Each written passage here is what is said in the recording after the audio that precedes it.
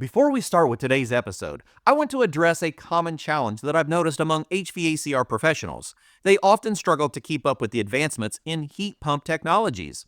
That's why here at the ESCO Group, along with the HVACR Learning Network, we have an amazing library of courses to equip you with the essential skills for handling today's inverter-driven heat pumps. And better yet, we're offering free access to the first 2 chapters of our most popular course on the fundamentals of high-performance heat pumps.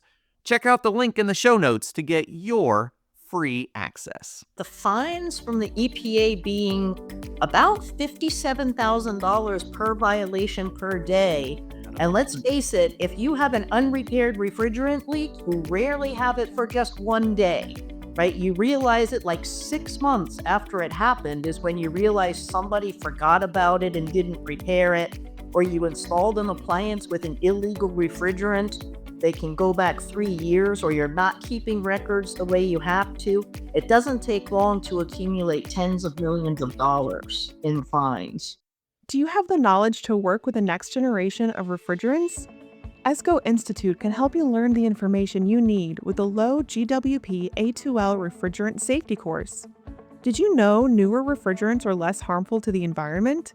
Did you know there are new standards for the transportation of low GWP refrigerants? Did you know most A2L equipment will require refrigerant detection systems, and you will be required to use no spark, no arc tools and equipment? Get the facts! These are just some of the things you need to know to work on new equipment. Take the online course to learn more. The ESCO Institute Low GWP A2L Refrigerant Safety course is interactive and engaging and will prepare you for the Low GWP A2L Refrigerant Safety Certification exam. You will find the Low GWP A2L Refrigerant Safety course on the HVACR Learning Network, the industry's leading source of online and digital content. Visit hvacr.elearn.network today. Well, hello everyone. Thank you for joining us again on Did You Know, the ESCO HVAC show. We're so grateful that you took time out of your day to learn more about the industry, to become more aware of the changes that we are experiencing, both in refrigerant transitions as well as in technological transitions. So we're grateful to spend time with you. We want you to let us know in the chat where you're joining in from. If you have any questions along the way, please let us know. If you have additional topics that you think that you'd like to have covered on the show, we want that as well. We're trying to develop out this year for topics that mean the most to you. So we need your input. So today we have 2 fantastic guests with us. We have our very own Jason Obrzut. How you doing, sir? I'm good. Thanks for asking. Thanks for having me. And Keilly Witman, we are so grateful to have you today. We did a podcast a few weeks ago. And for those of you that haven't seen the podcast, if you go over to our YouTube channel, you're going to find, I would say it's probably our most controversial video that we've done yet. But I was just looking a while ago, and that thing was at like, I don't know, 68,000 views or so. It was pretty crazy. But it was about regulations and change and things that are happening in our industry. Hey, Mr. Silberstein here to say hi. We got Patrick Murphy joining us from New Jersey. We've got Kendrick joining again. Thank you for hanging out with us. Kendrick has been hopping in here a lot, so I'm glad you're with us. A lot of these things are topics that we don't hear as much about in the industry, and so as a professional, we're grateful for all of our educators. Katie, thanks for being here again with us. Paul Leonardi, Tom Leck, a lot of people wanting to know about this changing industry that we have. So we're going to spend some time breaking down a topic that we've all heard about, but do we actually understand what it means, right? When we talk about refrigerant transitions, we know that we primarily judge or compare refrigerants based on 2 different things, right? Ozone depleting potential, global warming potential. Well, what are those? And then when we start talking about GWP, there's a couple other terms that most of the industry is not familiar with. GWP 20, GWP 100. Jason just did an article on that this last week and got blown up with controversy from the industry going, what is this? Hey, Jesse Stewart joining us from NAVAC. Thank you, sir. I got to get back with you too. Jesse sent me a text message the other day. We've been back and forth. That's how busy we're all are in the industry. And Jason, I just I'm so grateful that you're taking time, Keilly. I'm so grateful that you're taking time today because it really comes down to getting firsthand information in this industry. So, Keilly, will you tell us a little bit about your background in the industry? Because as I started to learn more about you, I went, whoa, how have we not met in the industry? Because this lady has done so many things for our industry. And this is the kind of people we love having on our show. Sure, my pleasure. Thanks, first of all, for having me. Mhm. I got my start in this industry, so I was a non-traditional student. I went back to graduate school very late in life and wound up doing an internship at the EPA and then slotted right into a job at the EPA in the Stratospheric Protection Division. Didn't know anything about refrigeration except, hey, that's where you get the cold groceries, and had to learn it all from scratch, right? I do not have a technical background, I have a legal background. The EPA put me to, so the Stratospheric Protection Division is the branch of the EPA that regulates refrigerants. Started out regulating them because of how they harm the ozone layer. Yes. By the time I got there, though, they had shifted a lot of their focus to global warming potential. Historically, the relationship between the EPA and the people who use refrigerants, the end users, just consisted of, being enemies, right? The EPA was just known as, oh, they're the bad guys, they enforce against everybody.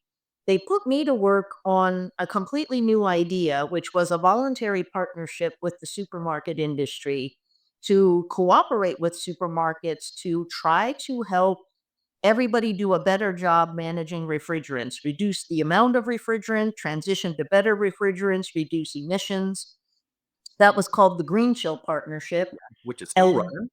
that's right. That's right. So I did that for many, many years. Then went out on my own, had my own business for a while. While I was doing that, I founded a nonprofit organization in this area called the North American Sustainable Refrigeration Council. Mhm. That's an organization that is trying to work together as an industry to overcome some of the hurdles that prevent more broad adoption of natural refrigerants. Now I'm at a company called Refrigerant Management Solutions. We're consultants for refrigerant end users for everything related to refrigerant management, including a lot of compliance work. So that's me. That's a lot. And both Green Chill and NASRC are still very important aspects of our industry. We've actually been working with NASRC on a CO2 curriculum for the industry. That's right. It's a very, very integral part of what we do.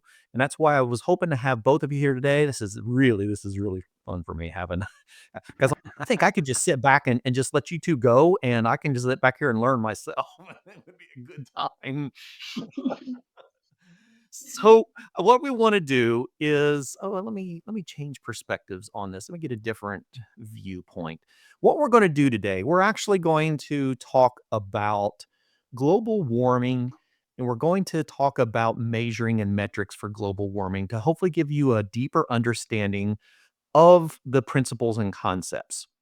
If you remember when we were talking about ozone depleting potential, which was the primary concern, the primary educational aspect from the 1990s and into the early 2000s, I'm a product of Gen X. So all I heard about was the hole in the ozone as I was going through school, which we know now is, contributed to synthetic chlorines that was introduced into the atmosphere. We had so whole conversation just on that one topic.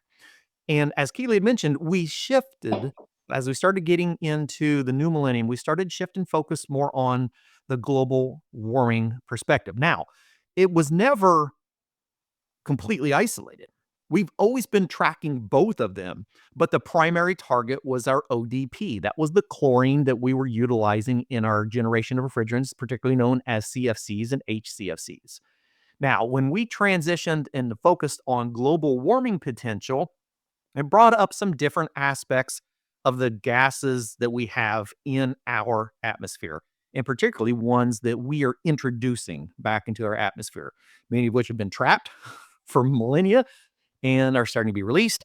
Some have been synthetically manufactured and also being released. Hey, a lot of people joining in today. Bruce, glad to have you here with us.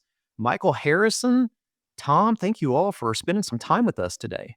Clifton, I will bring up that it was Section 608 of the Clean Air Act that addressed ozone depletion potential in particular, and that was like the focus of it. And it set phase out and phase down schedules for CFCs and HCFCs, which led us to HFCs.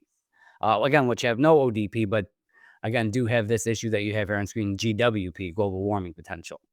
Yeah, as when we start getting into that HFC phase down, I'm going to rely on you a lot for helping explain some of that. You do a fantastic job of helping people see where that is, because it's not like something we're starting. Like, we're halfway through it already. A lot of people don't realize that. Yeah, a lot of folks will ask, okay, when is this going to happen? It's already been happening. We're in, already through the first leg of it. Exactly. Oh, and Clifton, it's interesting because I find that when you start explaining about ODP and GWP, for a lot of people out there, they're out there repairing equipment or purchasing equipment, and they don't spend their whole lives thinking about the environmental consequences, right? They've got enough to do their own job. I find that sometimes you're even starting a couple steps beyond where sometimes I find it helpful to start, right? Mhm. What is the reason for having ODP and GWP?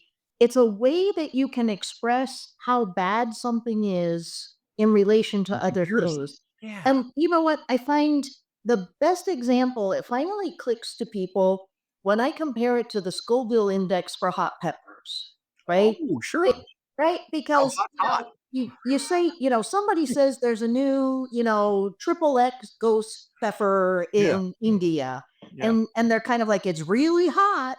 Well, of course, everybody's definition of really hot is different. You need some kind of a way to compare different things on the same scale. And whether it's wasabi or black pepper or, peppers from Mexico or Thailand or whatever, they're all very different things, but you need to be able to measure how red does it make your face turn, right? And it's the same with global warming potential, right? So they just took carbon dioxide as the baseline, and 404A has a global warming potential that tells you that it is almost 4,000 times worse for the environment than carbon dioxide is.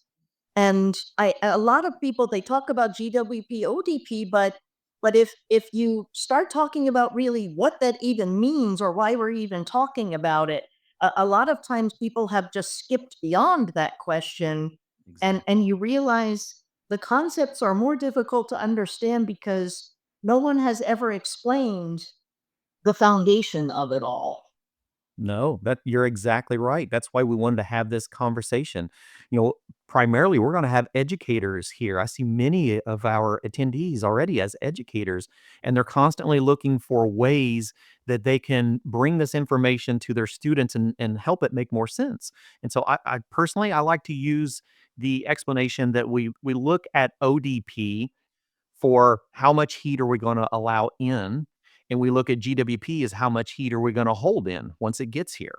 And so if we look at that and then go, okay, but yeah, we need a metric for that now. And that's where you're right. That whole CO2 comes into play as being a foundational number, a place that we can start, because we're not saying that CO2 is good when we release CO2 to the That's right. atmosphere. We're just saying that it is a known number. And so we can use our calculations to base that. And so one of the Clifton, I'd like to also point out that, again, CO2 has long been a part of the atmosphere for longer than we've been around. Yes. They've been able to measure CO2 consistently in the atmosphere stratosphere for quite a long time. So it is a known number, a given baseline. So it's a good gas to use as a foundational comparison, because it's, for as far as we know, always been there and will always be there. Exactly. Well, I spent some time today throwing this together because one of the top questions you'll get from students, one of the most difficult comments to address on social media is when people say, yeah, but a refrigerant is heavier than air, so it should never be in the atmosphere. So I would like to spend a little bit of time talking about that and show you somewhat of analytics. I'm data driven. I have to have numbers on conversations that I have. And so I want us to think about this for a little bit.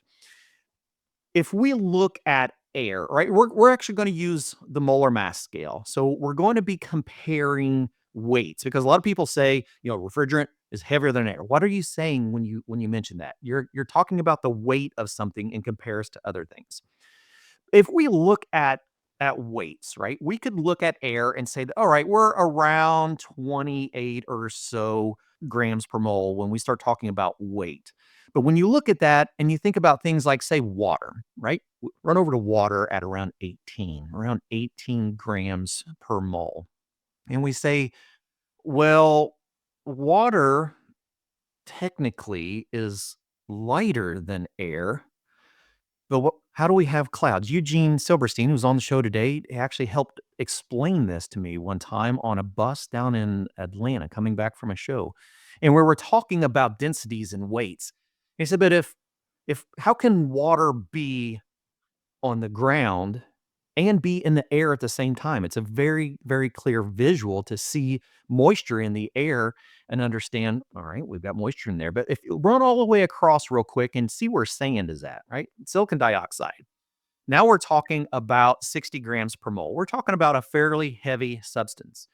But has anyone ever heard of Sahara dust? I figured I wouldn't be able to stump either one of you, but I was going to throw it out there anyhow, right? So we have trade winds that will bring dust from Africa, travel all the way across the Atlantic and deposit in different places, including the United States, right? It's a very integral part of our trade winds and bringing nutrients into soils. Right here in the Midwest, we actually get sands that come from Africa. Well, wait a minute. If I've got something that's twice the weight of air, how is it actually in the air? Well, it really starts coming down to understanding that weight is only in proportion to size, right? If we look at a variety of different substances, we can take its weight and go, what about steel? Steel's so heavy, it should never be in the air. But if I have enough force and if I have enough wind, if I have enough push and movement, I can put steel up in the air and I can suspend it if I have momentum. So when we look at refrigerants, yes, they are a heavier substance than air, most refrigerants. But when we start looking at how they actually can sustain in the atmosphere, it really comes down to a displacement, right? Being able to move something based on its size, its molecular size. So a very simple analogy you can use in a classroom. If someone says, but refrigerants are heavier than air and they shouldn't be up in the sky to begin with. And you can go, well, what about water? You've got water on the ground and you've got water in the air. How's it heavier and lighter at the same time? It's really a matter of how much is in a certain amount of space, right? Comes down to what size is that actual molecule of these chemicals. So refrigerants can, in concentrated, absolutely be heavier than the air around it. But once diluted into the atmosphere around it, the air around it, now it just gets introduced into that gas. Because if you look at things like argon and CO2, both of those are heavier than air, but they're actually a part of air, right? It all comes back into that dilution of those chemicals. So when we have those controversies in the classroom of, is refrigerant heavier than air? Yes. Can it still be in the atmosphere? Absolutely, it can.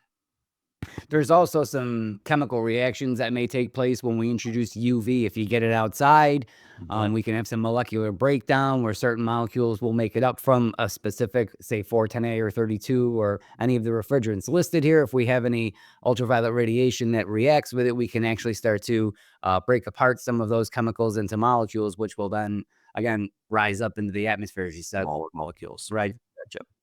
Right. So just a little extra knowledge to be able to utilize in a classroom or in the conversation when we get on those topics. So as we start talking about this refrigerant transition, I hope we all understand that we really are trying to do the right things for our planet. All right. And so we are going to be transitioning a bunch of refrigerants out of the industry that are very common. We get comments all the time on social media. Well, why don't you bring back R12? It worked great. Why don't you bring back R22? It worked great. You're taking away the good stuff. Well, Depends on how you look at it. It's all in perspective. What is good and what is bad? Is it good for a refrigeration system but bad for the atmosphere? Exactly like Keilly had mentioned a while ago. Sometimes we become very myopic in what we are looking at, what we're understanding, because as a technician, yes, a refrigerant might seem good because it functions well and I don't have to work on a piece of equipment very often, not understanding how destructive it can be to an atmosphere. The other thing is, go ahead, Keilly. No, I was just gonna say, I mean, acid is also a great cleaning agent, but do you wash your face with it? Right? I mean, you're talking about two different things, right? You're talking about its performance in terms of its cooling ability, right? That is one factor. And I have heard over and over again, R12 was the best, and then R22 was the best. It seems like everything else that comes up is just never the best, right? It's always the worst. Well, all right, that's one factor of the 25 different factors you can look at to determine what you should be using, right? And unfortunately, with something that harms the environment to the point where the ozone layer, right? Deplete the ozone layer, guess what? You get skin cancer, you get cataracts, you get all kinds of effects. So, you know what? Performance isn't all that matters, right? Other things matter too. Ronald Reagan himself said, all of his cabinet members said, you shouldn't sign this Montreal Protocol thing. He said, you know what? I want my grandchildren to be able to play outside. Exactly. If we don't do this, at some point in time, if you go outside for longer than 5 minutes, you're going to get a terrible sunburn. And I don't want my grandkids to do that, right? So yeah, it is perfectly fine to say R12 is fantastic, but you have to qualify that by saying in terms of performance, right? One factor. Yeah. No, absolutely.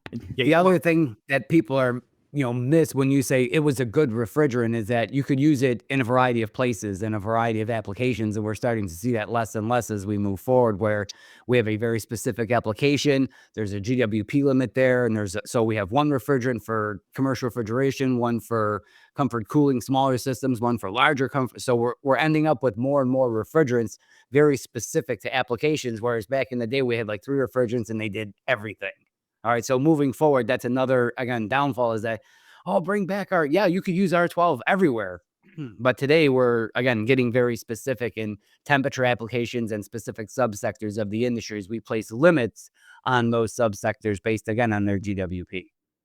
And that's really what this conversation is about, is that GWP, and then we're going to break down the GWP 20 and the GWP 100 so you have a little bit more clarification, because GWP and global warming is going to be a part of your everyday conversation as an HVACR professional going forward. Yeah, I put the apology out there about that. We put that out there and I got blown up with, what is this? And what is that? Is this? It's not new. It's been around for a minute. It needs an explanation. Exactly. And that's what this conversation is going to be about, is to help you see that. There was a time, even myself, as I'm going to start pulling out the redneck references for this one, okay? So there was a point of a time in my life where I was very neutral on the whole global warming stance. In life in general, politics, I stay fairly neutral. I like to listen and to observe and try to formulate my own understanding from a variety of different inputs. I don't like just having individual inputs. And I can tell you, as a redneck technician, I spend a lot of time here in the Midwest mushroom hunting, morel mushroom hunting. I absolutely love it. In the springtime, when the morels are up for about 3 weeks, don't call me. You're not going to get a hold of me because I'm going to be in the woods. I've done this my entire life. And the thing with morel mushrooms is they really grow in a very specific area. They need a specific ground temperature. They need a specific humidity. They grow as a colony. Really, we're at the mushroom, really seeing the flower of a growing colony underneath of them. And they're fairly valuable.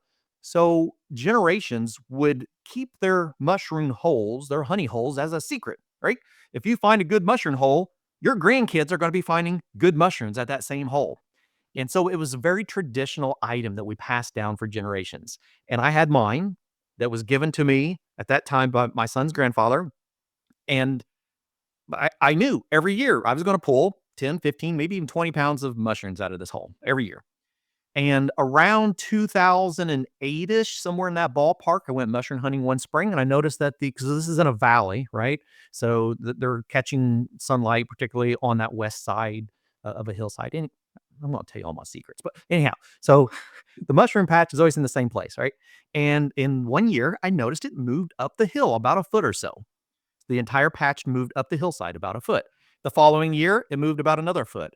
And over about a 7-year period, it finally moved up to the hill to the point that the patch disappeared.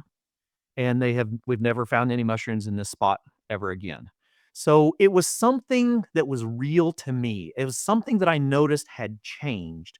And whatever was happening was real. And that's when we really started focusing on global warming potential. And so, as an instructor, I want to empower you with resources to be able to have these conversations in the classroom. One thing that I would like for you to, when you get some time, I would like you to go over to, let me actually pull it up for you real quick so you have this as a reference. I would like for you to go over to climate.gov. And I would like for you to skim through the resources. If you're looking for training material, content curriculum, anything that you would like to add in that has a lot of validated scientific information, great short videos to play. I'm going to, real quick, I'm going to hop over and show you a very short one on our ice cap as an evolution, just as data. And then you can use that for your own conclusions.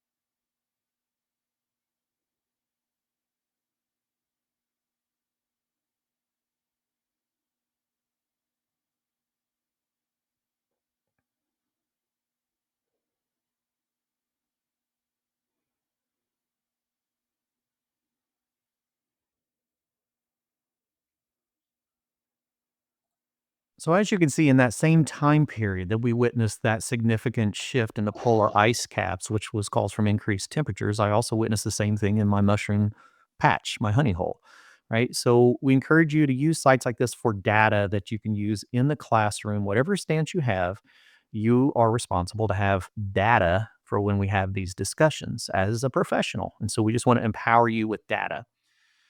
All right, so what does all this mean? Keilly, this ought to look familiar. I borrowed this from one of your PowerPoint presentations. Tell us a little bit about how some of the initiatives have changed, particularly from the EPA, to start focusing more on things like global warming potential of refrigerants. Yeah, so it's funny. I tend to focus my conversations on the practical, right? And people normally appreciate that because as a consultant, I charge by the hour. Yes. So I don't often get people who are willing to pay me to sit and talk about whether climate change is real. Even when I was at the EPA, I remember one of the first presentations I gave, somebody said, this was back in 2008, somebody first question raised their hand and said, is climate change real? And this was a supermarket conference. And I just responded and I said, um, you know what? I said, I don't really care. I said, do your supermarket customers care? Do they make decisions on where to shop, which supermarket company to shop with based on your environmental ethics? Yeah. Not everybody, but certainly about 50% of the population does. So whether you believe it or not, who cares, right? If your customers care, you're supposed to be selling groceries. That's your job. Talk about this kind of thing when you go out with your friends for a beer, right? That's fine. So the other practical side of it, which is why I brought it up, is guess what? Whether you believe in it or not, if you don't want to spend millions of dollars in fines, you have to comply with the regulations. Okay. So, and basically different administrations have different priorities, of course. Every couple of years, the EPA sits down and they do a big effort to determine what are they going to focus their enforcement actions on over the next couple of years. And for the first time ever, the last time they did that, right, they came out with this in August, I think, of 2023. They issued their document. They had determined that one of their top three enforcement priorities for the next period of time, up to and including 2027, was going to be HFC regulations related to climate change. Now, all the enforcement activities that have happened up until now, right? All the supermarket companies, the millions and millions and millions of dollars, that all happened before the EPA considered it a priority, right? So, what is it going to be like now that the EPA says, hey, it's a priority, right? And I myself know of several enforcement actions that are ongoing right now. Yes. And the EPA has a lot of activity out there. You don't find out about it. It doesn't become public information until they finish the enforcement action and they come to an agreement with the violator, the subject of the enforcement action. And then they'll issue a press release. And by that point in time, the case has been going on probably for 3, 4, sometimes even 5 years, right? So it won't be long now before they will all come to fruition, and there's going to be a wave of announcements by the EPA. And with the fines from the EPA being about $57,000 per violation per day. And let's face it, if you have an unrepaired refrigerant leak, you rarely have it for just one day, right? You realize it like 6 months after it happened is when you realize somebody forgot about it and didn't repair it, or you installed an appliance with an illegal refrigerant. They can go back 3 years, or you're not keeping records the way you have to. It doesn't take long to accumulate tens of millions of dollars in fines. Indeed.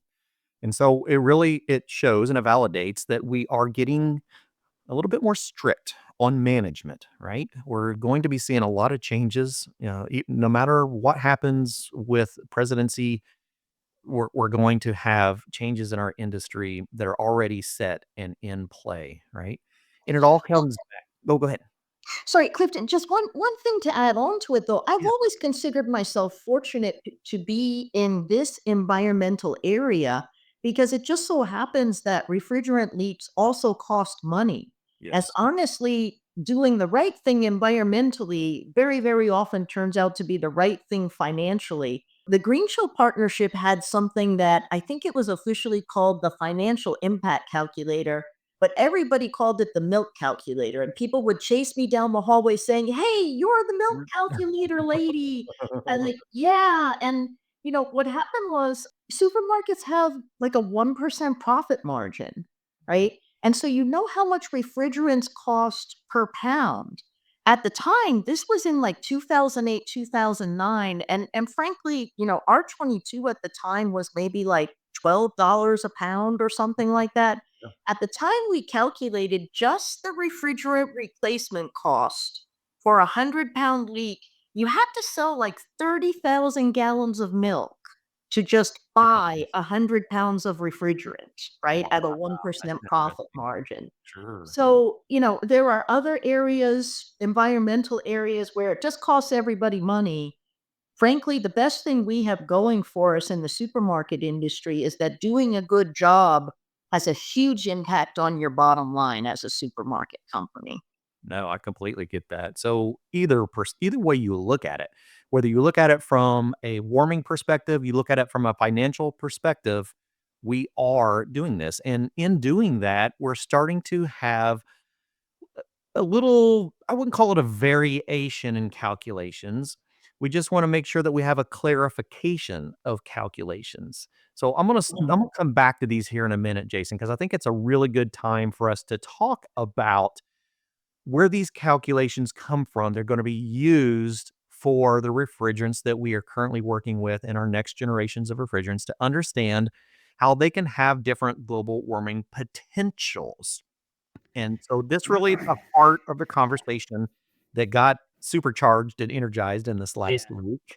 And it even took myself a minute to step back and dive into it to go, okay, I'd never really thought about that. I always used it as a number, but I hadn't used it as like a calculation. So if you don't mind, I'm sure both of you can speak on this, and who knows, Really we can quick. spend the rest of the show on this one I slide. I just wanted to point out that whether you believe, like she had like Keely had mentioned about doing the right thing saves money, Whether you believe in global warming or you don't, or whatever your beliefs are, I will tell you this, that letting refrigerant out is also pollution. You can't breathe it. No. You know what I mean? So whatever your beliefs are, by letting refrigerant in the air, you're actually polluting. And eventually we're going to have enough of it out there where none of us can breathe. All right. So we want clean air to breathe, on top of the other environmental factors. What we're going to discuss here, what we're seeing here is a global warming potential chart that lists these numbers. There are different reports. The IPCC comes out with reports every few years. There's the most recent are AR4, 5, and 6. There's 20-year, 100-year, and even 500-year scales. And what these are based on, one, how long does this refrigerant stay in the atmosphere to do whatever it's going to, to have the effect that it's going to have. Sure. And then the other part of this is the ability of it to trap heat. We call it radiative efficiency. So when the sun shines down on the earth, and most of our surface is water and ice and things, and we reflect a lot of it back into space, and we get rid of a lot of heat that way. But if we have these gases in our atmosphere, if they're lingering, they can actually absorb and slow that process down. They don't stop it completely, but they can slow it down. So when the heat comes in, heat energy, and it gets reflected back out, these gases can kind of absorb that heat and slow it down, keep it right here. And we start to, like that itchy insulation wrapped around the earth, right? The roll of fiberglass insulation gets in your skin. It's like wrapping one of those around the plant when we get enough of these gases up there. The lifetime of these gases varies. Some are 10 year, 15, 20. I mean, every gas is different. It's life, before it decays in our atmosphere. So when we look at the 20-year for a lot of these gases, they're exceptionally high. We're looking at the immediate effects. The next 20 years, what are the immediate effects of this gas? Right. If we look at it over 100 years, you'll see lower numbers. Because again, let's take, for example, a gas that has a atmospheric lifespan of, say, 15 years. All right. If we look at that 20-year, it's going to be pretty high. All right. The number. If we look at the 100-year, it's going to be significantly lower, because for 15 years, it has this effect, and as it decays, now we have 85 years of zero. You know what I mean? So it's going to bring that number down, the whole average down. We have 15 years worth of data and then 85 years worth of zeros. So it brings the whole average down. And what we're doing is comparing both the lifespan and the efficiency to trap heat to CO2. So this is a ratio based on, again, CO2 having a value of 1. And then, for example, let's look at 410A. We're looking at the AR4. Just to be clear here, some people said, when I put the chart out there in the article I wrote, I put the AR4 value of R32. It's speaking of it 676. And this guy's like, well, no, it's like 750. That's in the AR6 report, not in the AR4. AR4 is what is codified in the federal regulation. So this is what we have to use. All right. We aren't using AR5 or AR6. AR4 is what's codified. So this is what we have to go by. All right. And then everyone says, well, why even bring up GWP 20? Well, there are some states that have their own environmental laws that are using GWP 20 instead of the GWP 100. They want to know the immediate effects of these gases in the air. There are some that have very little. If you look at 290, it's 3 over the long term, 0.7 in the short. I mean, they're really low. Right. But if we look at 410A, we got 2,088 roughly. I want to say 2,088. And then if you look at it over the 20-year, it's 4,715. Again, we're looking at that shorter. So what that means, window of time. Yeah. If you want a tool, if you want to say, all right, how do I explain this to my students? There's 2 ways you can do it. You can say that on a ratio scale, you can say 410A traps 2,088 times as much heat as CO2 in proportion. Or you can say leaking 1 pound of 410A to the atmosphere is the same as leaking 2,088 pounds of CO2. They are the environmental equivalent. So there's 2 ways you can look at that. So if we started from scratch today, we should be using the 20-year GWP for HFCs, because if you take something that only exists for 15 years and you measure it across 100 years, where, like you said, 85 years of that is zero and 15 years of it is incredibly potent, what you're really doing is you're kind of cheating. Well, why not take it across 1,000 years? Right? If I take it across enough years, I can get all of those numbers down to zero. Right. And here's what I do. I compare it to peeing in a pool, right? So someone is standing next to you in the pool, they pee in the pool, right? Yep. If you let enough time go by across the entire size of the swimming pool, you can't detect any of that pee, right? But guess what? I'm standing right next to the person who peed. I can smell it. Right? It's kind of warm in here. Fear that if you give me 5 months, you won't even be able to detect that. I'm standing in the pee, In the right? moment.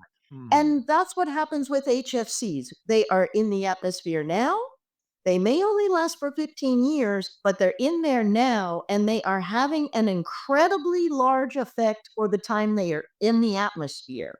I don't, the reason we started with GWP 100 is because all people worried about and were really aware of was carbon dioxide. And a 100-year measurement made sense for carbon dioxide, right? For us, really, you want to be looking at what is the warming effect while it is warming, not diluted and watered down Once it's by gone. the whole time that it doesn't even exist, right? Here we go. So it's and then the AR6 is just I just explain that to people that a bunch of scientists get together, they do their best with the knowledge that they have available, and they come out with a report that measures the global warming potentials. Guess what? The next year they have a little bit more information, a little bit better information, they come out with a new list. And then a couple of years later, they come out with a new list, right? So every time they come out with a report, the global warming potentials change based on new information. But you are absolutely correct. A lot of the regulations and a lot of what we do and a lot of the science and the reports and everything at the United Nations was based on this AR4 report. So a lot of people just say, you know what, we don't want to live in a world where I have to keep changing 675 to 672 or whatever. Let's just stick with what we started with. That's not really the point of whether it's 675 or 672, right? The point is it's bad and we need to do something about it.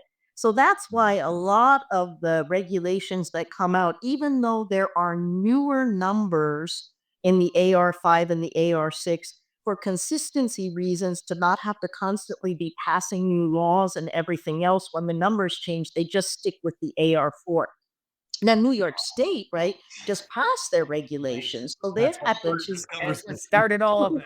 That's exactly right. And I'll tell you what, I'm on the past couple of weeks, I've been dealing with this, and nothing has made me want to consider changing professions as much as this stuff that has just come out. But the point really is, New York State wants you to basically get down to, almost nothing, right? They want you to get down to zero. They want you to use certain things, whether they make you measure it on AR6 or AR4, they want you to go down to CO2. And possibly if we had the technology, propane, there may be some of these pure A2Ls coming out, but they want you to get as close to zero as you can. That's the point, not whether it's, the 20-year GWP or the 100-year GWP or the AR6 or the AR4. But there is a rationale for looking at the 20-year GWP for HFCs, and it's a very good rationale. It screws us all up. It's very, very annoying, but you can't argue with the rationale, although I'm sure after this, there will be plenty of people who do argue with Yes. the rationale. But that's fine. Bring it. Bring it. That's I fine. can tell you that in the face of what we have today and where we're at today, our actions over the next 20 years are more important than they are over the next That's right. 100 years. That's right. That's We right. need to know the immediate effect because we may not have 20 years to adjust anything. That's one thing. Two, the reason we have to keep doing this and restricting this and doing this is because these refrigerants and these gases and chemicals are ending up in the atmosphere in the first place. Yes. One thing we can do on our end is to make sure that we're fixing leaks, to make sure that we're recovering refrigerant. And again, there's the monetary side of it. If we're fixing leaks, we're not having to charge over and over and over. That's one. Two, if we're recovering refrigerant, especially the HFCs, the reclaimers are paying pretty good money for recovered HFC so that they can reclaim it and get it back on the market. And if we correct. do that, if we create that circular economy, then nothing goes up and we don't have to worry about GWP. All right. It's only when it gets out that these numbers are realized. If it's in the system, contained in the tank, if we're containing it, we don't have to worry about this. Once it gets out and gets up there, now it's a problem. Now these numbers are real. Yeah. But that's correct. And you know what? It is interesting too. I know when I started out with the Green Show partnership, I got a lot of flack because we focused on, new technologies that used refrigerants with less environmental impact. And we focused on leaks, emissions, right? And we decided though too to focus on charge size. So the amount of refrigerant that is in your equipment. And I got a lot of flack for that. And actually, one of my very, very good friends, he brings that up and he says, the first year that I knew Keilly, I did not like her because we had this ongoing argument. And he said, I was very much against this business, that it made any sense to reduce the amount of refrigerant you're using in the first place, right? Well, a lot of the newer technologies, they focus on just reducing the amount of refrigerant that you have to use in the equipment to begin with. So, for instance, it's much better if you've got a 10% leak rate. It's much better to leak 10% of 100 pounds than it is to leak 10% of 2,000 pounds, right? And no matter how good you are, especially in the supermarket setting, no matter how good you are with your refrigerant management, no matter what you do with detection and repair and everything else, you still have people that crawl up on your roof and steal your copper piping. You still have a 16-year-old kid that slams into something with a forklift. So you still have these catastrophic leak situations where it doesn't matter what you did, what you invested, there was no way to prevent that. And when that happens, it's much better to leak a lot less refrigerant with a catastrophic leak versus what we used to do. The attitude used to be, pump that receiver full, put another couple 100 pounds in there. Put off. Who cares how much refrigerant you use, right? So that is another thing that has changed.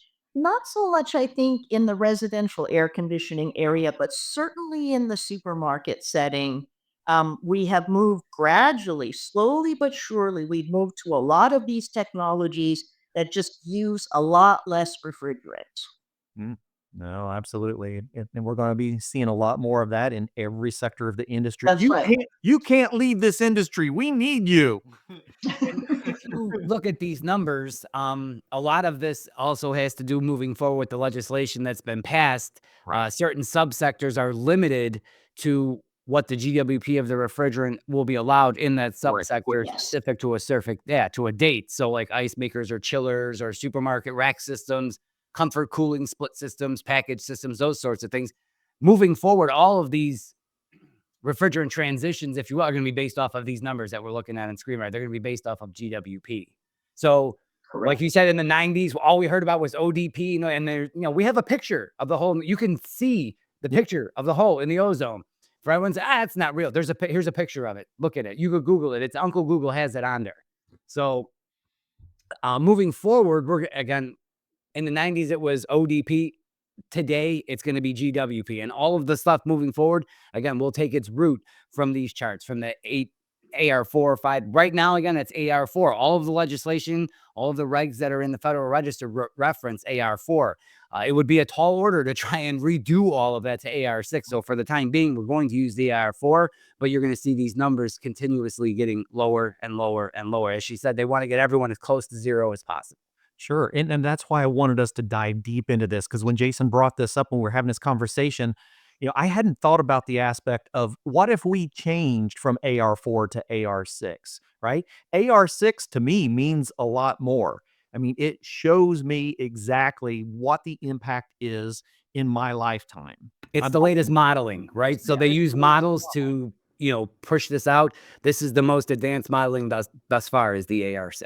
Exactly. But if we were to change any legislation, technology transition rule, anything, we'd have to change all of it. So it's probably not going to happen. Right. So that's a tall order. That's right. from a federal perspective, we are probably going to continue seeing a lot of these AR4 numbers. And Yes. really, to hit home with this is really the slide that shows all of it. I've actually got a different one that shows all of, well, I wouldn't say all of them, but a larger list to show you the representation of this 20-year impact versus a 100-year impact. This is, well, it's right from Refrigerant Management Solutions. I mean, this is whole Keilly's data to be able to share and to show you what this topic is. So as an individual, the 20-year means a lot more to me. It's easier to show the impact of the refrigerants that we're using in a shorter period of time.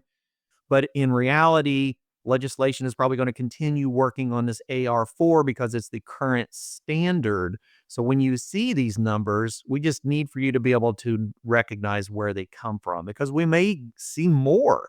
If we continue seeing an escalation in global temperatures, if you didn't know, these last 2 years have been the highest global temperature readings ever recorded. If we continue to see an escalation of the warming of our planet, we're going to do everything we can to try to minimize that.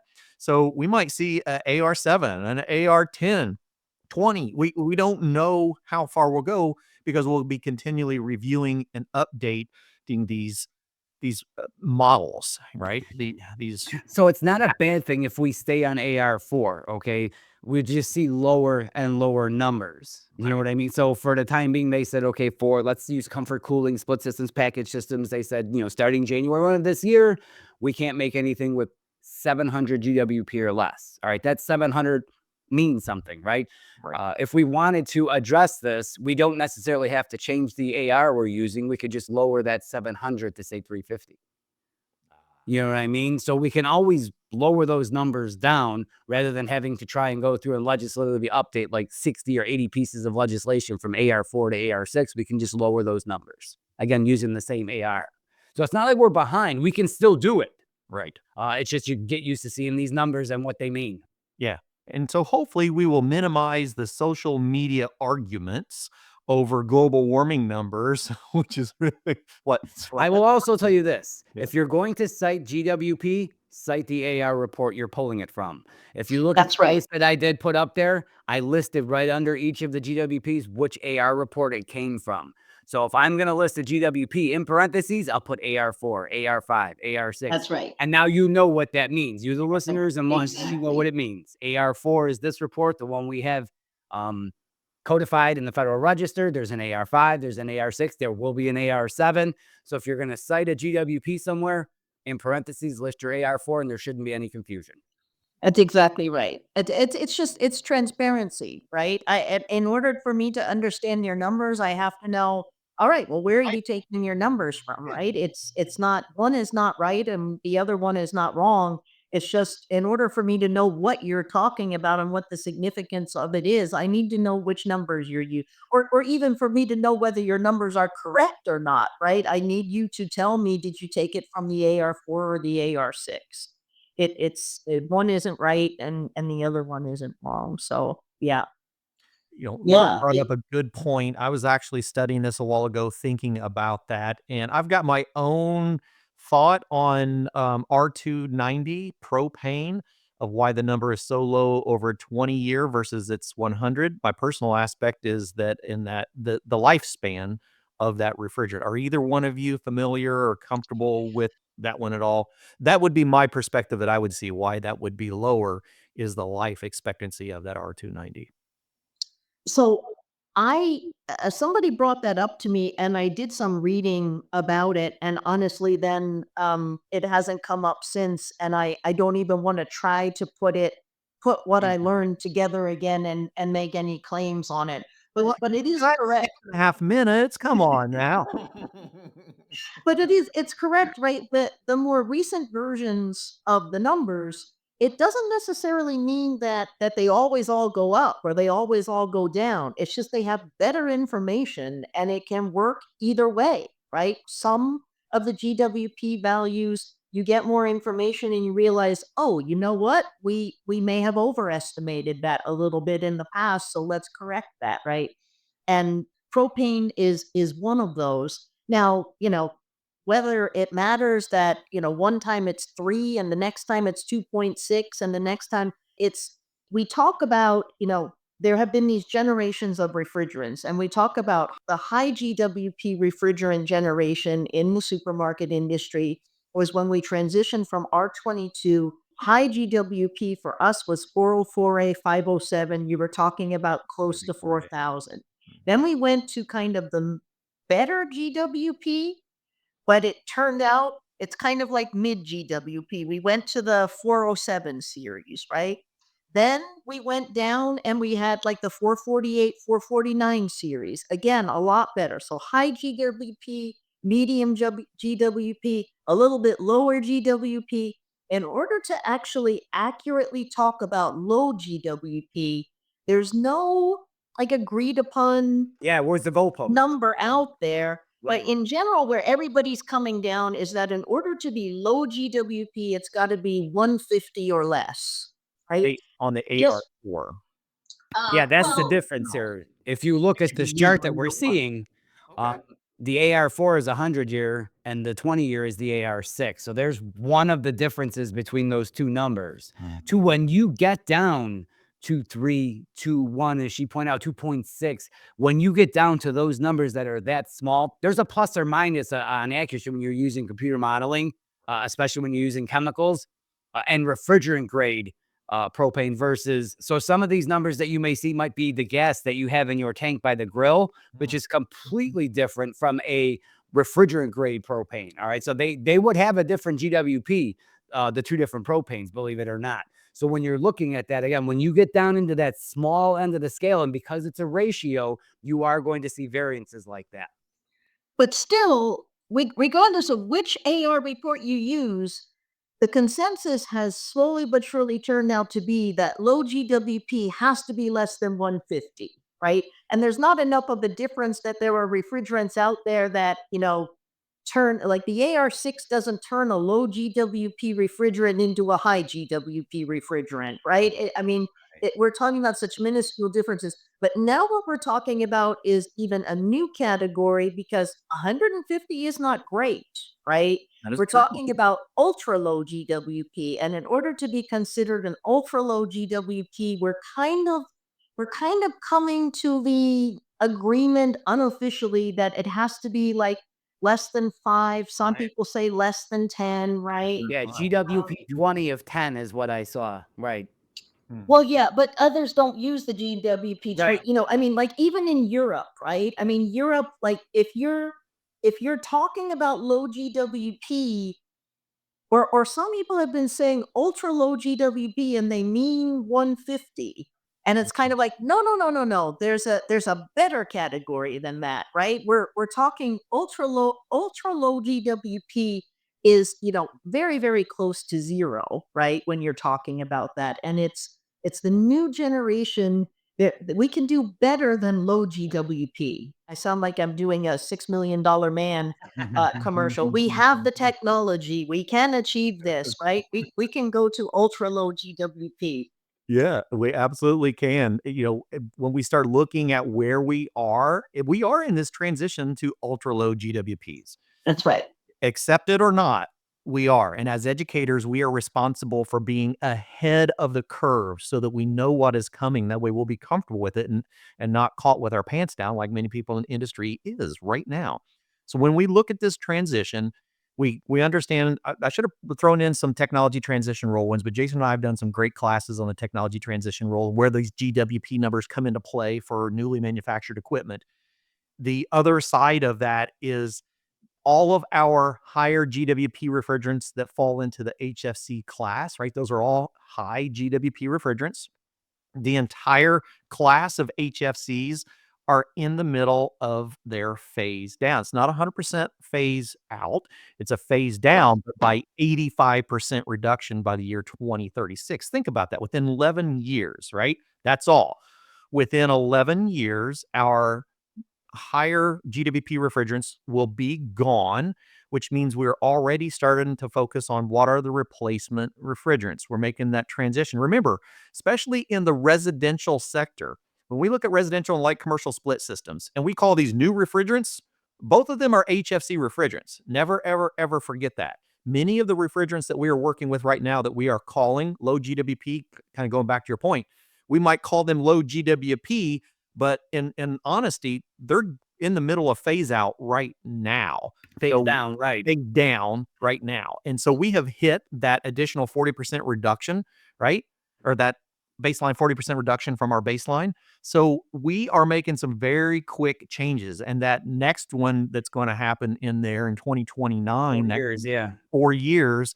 So you can imagine within 4 years, we are going to be focusing very heavily on these ultra low GWP refrigerants. And that's really what we're doing, is trying to prepare you for that. So we're not scaring you. Here at ESCO, we always try to stay as far ahead in the industry as we can, try not to go out 20 years for education, but we need to know, we need to be able to plan for what is going to be incorporated into our classroom within these next 5 years. And here's where it is. And so we hope One way to bridge this gap in this phase down is recovered and reclaimed refrigerant. that's As you start to see these supplies start to dry up or become scarce, the way we fill this gap or maintain legacy equipment that run on these refrigerants is through reclaimed refrigerant. And if we're not recovering and bringing it back, then there's not going to be anything there when we go to the well to get it. That's exactly right. So all technicians out there, be forewarned, do not complain about the lack of service gas if you're not reclaiming everything and repairing everything that you possibly can. So it falls on the service industry to have service gas going forward. Otherwise, you're going to be transitioning to ultra low GWP equipment faster than you anticipated. Yes. That's right. That's right. Woo, that was fun. Science. I like science. That's right. And science to back it up. So anyone that's looking for more information, we really want you to connect, learn a little bit more about what Keilly is doing. Here's a link. I've also got a QR that I established I had a couple things I wanted to get us to make sure that you, oh my gosh, I'm so sorry about that, Keilly. Hold on just a second. Did this last week to me. There we go. And if you have any last minute questions, throw them in the chat. If we don't get to them, we'll catch them on another episode. I mean, we truly hope that clarified the entire topic of GWP 20 versus GWP 100. AR4, AR5, AR6, what all those numbers mean. Hopefully you have a good understanding of all of this now. Absolutely. Keilly, Yes. any other resources that you'd like for people to connect to learn more about what you're doing in the industry? Well, I always recommend we put a newsletter out every month and we try to capture everything that has changed since the past month. And if we had tried to do that about 5 years ago, there wouldn't have been any content because Been an very, email very, newsletter. that's right, very little change from like the 1980s up until a couple of years ago. And now the rate of change is just absolutely so Escalating, fast. right. It's hard to keep up with. So we try to digest it all for you. We try to put the most important things in there and provide you with links. So you can either spend hours and hours and hours reading all the news and doing all the research. I say to people, let us do the work for you. It's a good way to keep up with things. So and it's educational. It's not, for marketing purposes. It's just trying to keep people updated on the latest news. All right. We encourage everyone to go check that out. Thank you, Bruce, for hanging out with us. If you want to spend some time getting to know some of the educators from the industry, we encourage you to come hang out with us at the National HVAC Education Conference. If you're going to be at AHR, take a look at us. We're going to have our booth there. We'll be running around doing some interviews. Hope we have the chance to bump into you at a show or conference coming up. And once again, we're grateful, Keilly and Jason, for you hanging out with us. Thank you. Yeah, thank you you. for having me. This is a lot of fun. I agree. This is a lot of fun. I'm glad Howard's out there. I'm not going to tell him how much fun I have on there. How much am I paying you to have fun? It's really about encouraging all of you in the industry. We rely on all of you to help prepare the next generation of technicians and students and contractors, because they are going to struggle. There's going to be a lot of changes. Change is difficult, but we are here to support you. We encourage you to come back every week and we'll have a new topic for you. Let us know if you have something that you want to learn more on. And we will see you all again next week on Did You Know? The ESCO HVAC Show.